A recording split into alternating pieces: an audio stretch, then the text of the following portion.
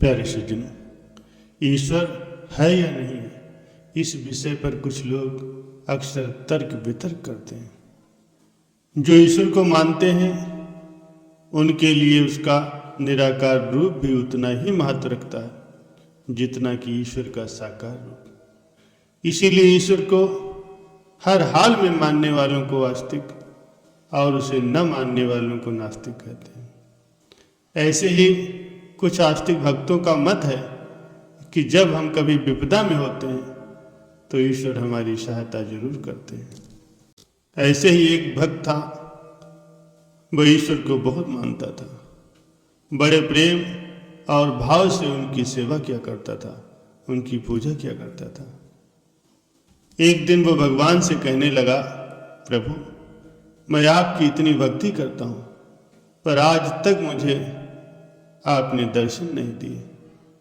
मैं चाहता हूं कि आप भले ही मुझे दर्शन दें या न दें, पर कुछ ऐसा अवश्य कीजिए कि मुझे आपकी अनुभूति हो जाए कि आप हो। भगवान ने कहा, ठीक है, तुम रोज सुबह समुद्र के किनारे सैर पर जाते हो। जब तुम रेत पर चलोगे तो तुम्हें 2 पैरों की जगह पर 4 पैर दिखाई देंगे। 2 पैर तुम्हारे होंगे और 2 पैरों के निशान मेरे होंगे। इस तरह तुम्हें मेरी अनुभूति हो जाएगी। अगले दिन वो सैर पर गया।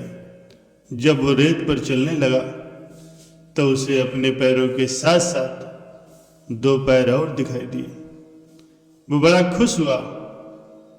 अब हर रोज ही ऐसा होने लगा। प्यारे सज्जनों, एक बार उसे व्यापार में बहुत घाटा हुआ। उसका सब कुछ चला गया। वो रोड पर आ गया। उसके अपने संबंधियों ने भी उसका साथ छोड़ दिया। दुनिया की यही समस्या है, मुसीबत में सब साथ छोड़ देते हैं। जब वो व्यक्ति सैर पर गया तो उसे 4 पैरों की जगह में 2 पैर दिखाई दिए। ये देखकर उसे बड़ा आश्चर्य हुआ कि बुरे वक्त में सब लोगों ने उसका साथ छोड़ दिया और भगवान ने भी उसका साथ छोड़ दिया। वो बड़ा दुखी हुआ। धीरे धीरे सब कुछ ठीक होने लगा। फिर सब लोग उसके पास वापस आने लगे। एक दिन जब वो सैर पर गया तो उसने देखा कि वो 4 पैर फिर वापस दिखाई देने लगे। उससे अब रहा नहीं गया। वो बोला, भगवान जब मेरा बुरा वक्त था तो सब ने मेरा साथ छोड़ दिया था, पर मुझे इस बात का गम नहीं था क्योंकि इस दुनिया में तो ऐसा ही होता है। पर आपने भी उस समय मेरा साथ छोड़ दिया। आपने ऐसा क्यों किया प्रभु, क्यों किया? भगवान ने कहा, मेरे प्यारे बेटे, तुमने ये कैसे सोच लिया कि मैं तुम्हारा साथ छोड़ दूंगा?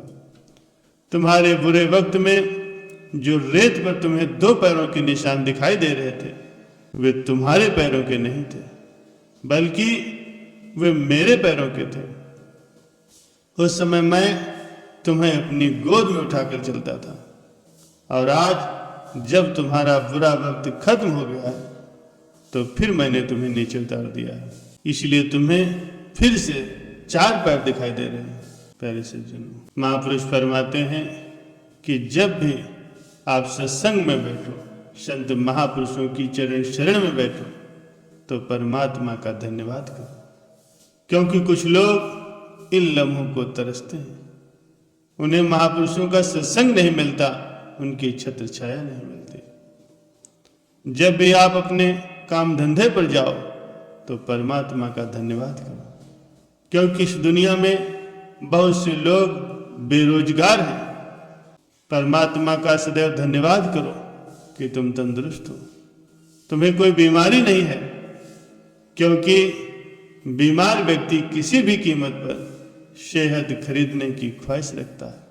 परमात्मा का सदैव धन्यवाद करो कि तुम जिंदा हो, क्योंकि मरे हुए लोगों से पूछो कि जिंदगी की क्या कीमत होती है।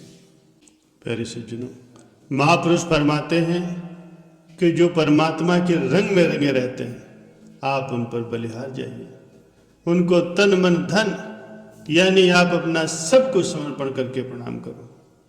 उनके मिलाप से मन को एक प्रकार का दिव्य सुख प्राप्त होता है। तृष्णा, ईर्ष्या, द्वेष, अहंकार, लोभ, मोह, ये सारे विकार उनके दर्शन मात्र से ही नष्ट हो जाते हैं। जिन्होंने अपने आप को प्रभु नाम के रंग में रंग लिया है, वह सदैव आत्म आनंद में लीन रहते हैं। वास्तव में वे सच्चे सुख की संपदा से माला माल हो गए। उन्हें किसी भी अन्य सांसारिक सुख की चाह ही नहीं रही। प्यारे सज्जनों, आप ध्यान दो कि जब हम भक्तों या प्रेमियों के चरित्र सुनते हैं, संत महापुरुषों का सत्संग सुनते हैं, तो उस समय हमें कितना आत्म सुख प्राप्त होता है। आप विचार करो, आपकी अंतरात्मा आपसे क्या चाहती है? यही चाहती है जो आपको इस सत्संग से प्राप्त हो रहा है, अर्थात आत्म सुख। महापुरुष फरमाते हैं कि आप बहुत ही भाग्यवान हो, आपको संत महापुरुषों का सत्संग प्राप्त हो रहा है। आपके ऊपर भगवान की असीम कृपा है। आप भी प्रभु के सच्चे नाम में दिल से लिव लगाओ। जिन्हें भगवान दर्शन देते हैं वे भी इसी संसार में रह रहे हैं। आप भी भगवान पर श्रद्धा और विश्वास को बढ़ाओ। नित्य प्रति नियम पूर्वक प्रभु नाम के सुमिरन में अपना दिल लगाओ और फिर आप जो भी चाहोगे भगवान से वो आपको जरूर मिलेगा।